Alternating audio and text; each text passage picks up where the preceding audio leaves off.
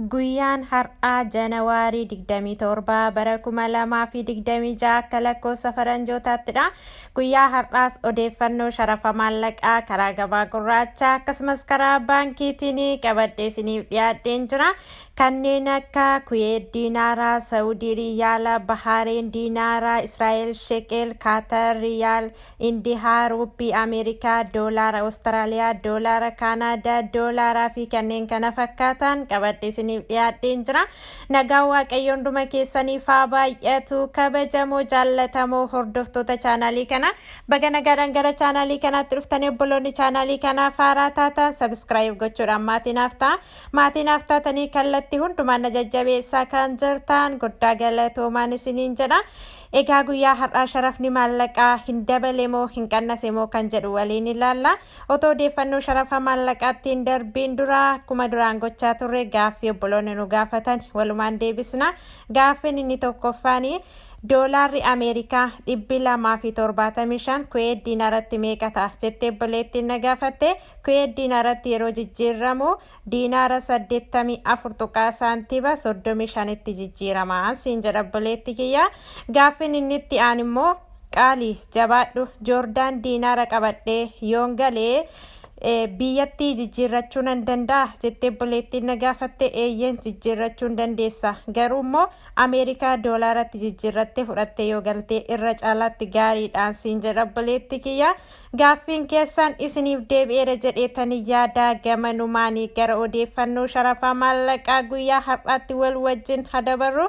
Tokkoffaa irratti kan argannu Awustiraaliyaadha. Awustiraaliyaa doolaarri tokko 131 tuqaa saantiba 50 sharafamaa ooleetiin jira karaa gabaa gurraacha. Akkasumas karaa baankiin gatii olaanaatiin sharafaa oolee Awaash baankiidha.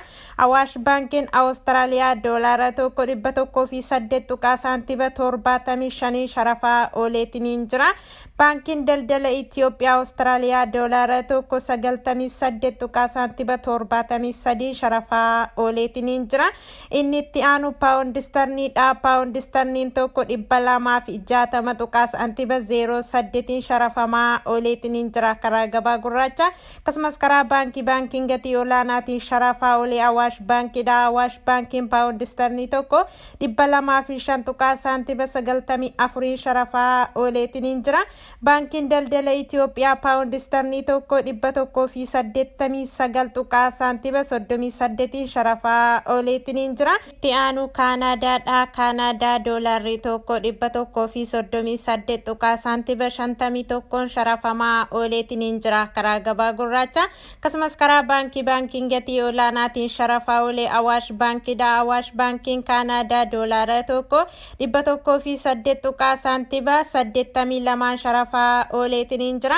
Baankiin daldala Itoophiyaa Kaanaadaa doolaara tokko 108 tuqaa saantiba 57 sharafaa ooleetiin jira. Inni itti aanu yuuroodha. Yuuroon tokko 225 tuqaa saantiba 64 sharafamaa ooleetiin jira karaa gabaa gurraacha. Akkasumas karaa baankiin gatii olaanaatiin sharafaa oolee Awaash baankiidha. Awaash baankii yuuroo tokko 180 tuqaa saantiba 02 sharafaa ooleetiin jira. Baankiin daldala Itoophiyaa yuuroo tokko 176 tuqaa saantiba 50 sharafaa ooleetiin jira.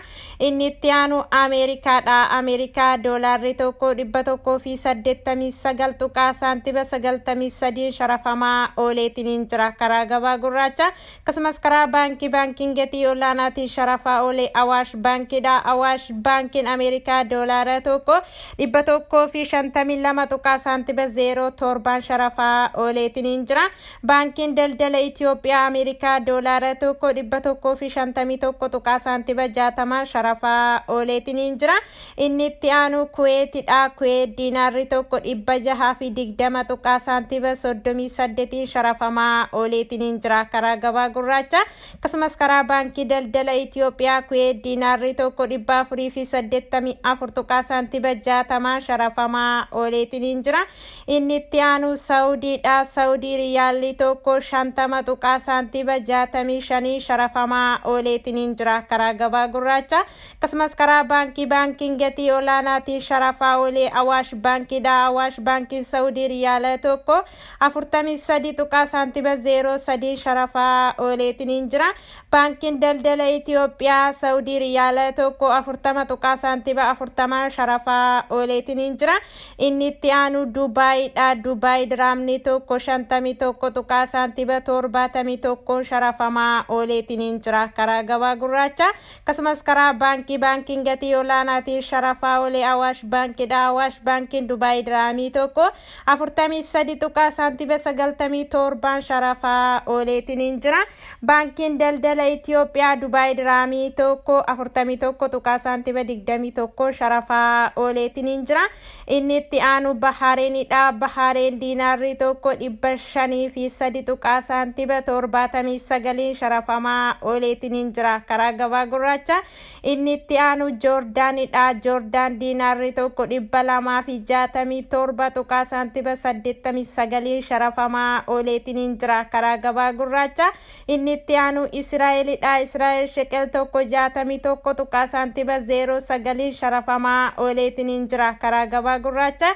Inni itti aanu Kaataridha. Kaatar riyaalli tokko 50.60 sharafamaa ooleetiin jira karaa gabaa gurraacha.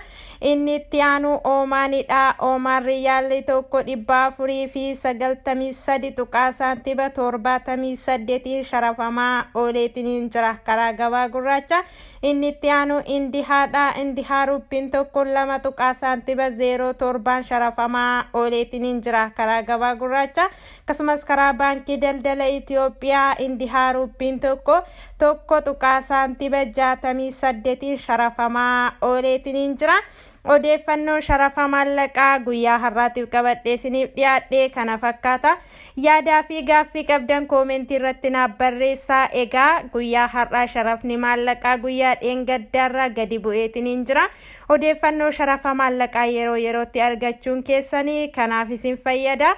Qophiin kun yoo isinitti tole laayikii godhaa. Hiriyoottan keessan firoottan keessaniif fayyada jettanii yoo yaaddan sheerii gochuun dagatina.